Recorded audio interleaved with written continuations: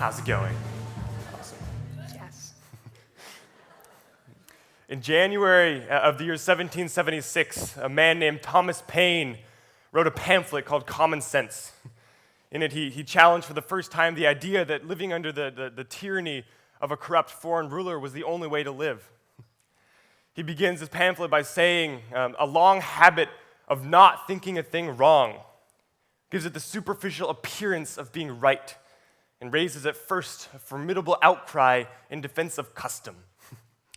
It's kind of a confusing line, but basically he's saying that if a group of people are living in a way that's unjust or wrong, and they just kind of go along with it without question, then it gives the superficial appearance that it's right to keep living in that way. And when that way of living is put into question, the immediate response is just to defend it as being custom, just dismiss it as, that's just the way things are.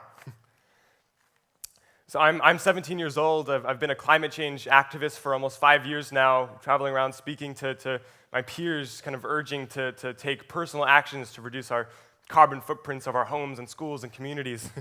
But I'm now in a place in my life where I'm realizing that if we actually want to get out of this mess that we're in, the shift is much bigger than just climate change. Really, it's about the way that we think.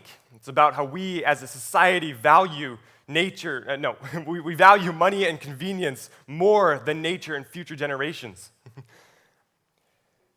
And, we've been living like this for a very long time. And while most of us know that, most of our clothes are manufactured by children in sweatshops, paper comes from old-growth trees, and burning gasoline is destructive to our planet, we still continue to live in this way. Why? Why? That's just because the way things are. That's just how it is. That's how the world works. There are a lot of ways to just dismiss it, just to blow it off, but the reality is continuing to live in this way threatens not only our well-being, but our very survival on this planet. We're even messing up the perfect balance of the planet itself, leading to lists and lists of consequences. Everything from extreme natural disasters to disease, to ice melt, to sea level rise, to food and water shortages, to species extinction. Basically, imagine that we're all sitting on a boat floating down a river. It all seems fine and carefree. Everyone's enjoying themselves, looking out at the scenery, getting another cup of Colombian coffee, pouring more and more gasoline into that engine to keep us moving forward. But what a lot of people don't realize is that just up ahead, just a few miles down the river, is a waterfall. A waterfall that'll surely be the demise of our fancy boat and everyone on it. There are a few people who've seen what's coming up ahead and are trying to warn people about the impending disasters. Some of them are running around trying to, telling people to use reusable mugs for their coffee or use biodiesel instead of gasoline to power the engine. Some are up pounding on the door of the captain, trying to get him to turn the boat around before it's too late, even though the water's begun to pick up speed. Some are jabbing sticks and paddles into the water, trying to turn the whole boat around on their own. And some have just given up completely and just decided, to enjoy themselves while I still have the chance. All the while, we still keep pushing forward, getting closer and closer and closer to this gigantic, fog-drenched waterfall. And I think that if we actually want to save ourselves, we only have two options.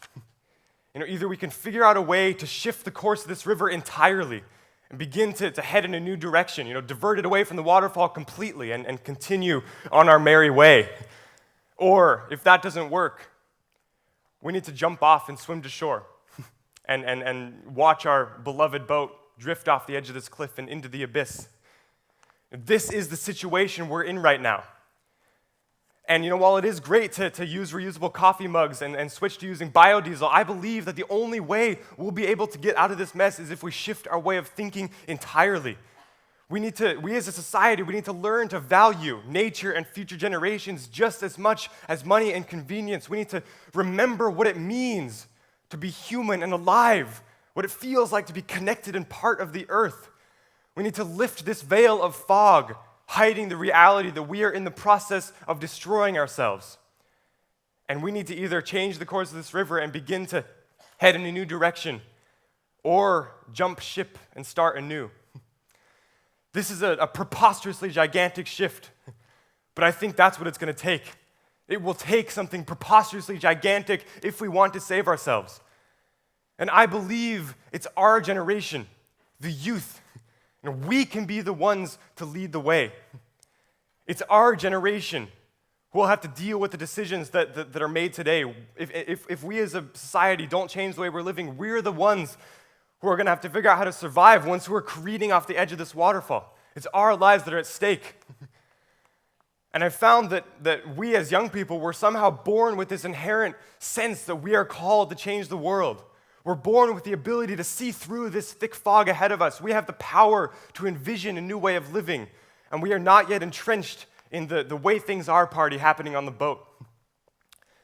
In January of 1776, a 48-page pamphlet questioned the way things were, and in less than 6 months, a new nation was born, free from the laws of a foreign ruler who valued himself over the well-being of his people.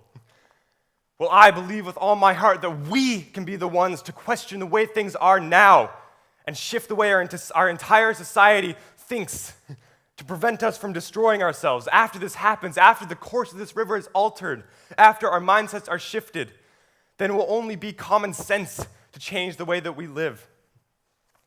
It'll just be common sense to use reusable coffee mugs and pass laws that value nature and future generations. The time has now come for those of us who will inherit this planet to stand up and challenge the way things are before we're sent flying off that waterfall. The time has come to rise up above the boundaries of our age and shift the way our entire society lives and thinks and feels. The time has come to remember what it truly means to be human and alive, to show the world that there are more important things than money and power and convenience.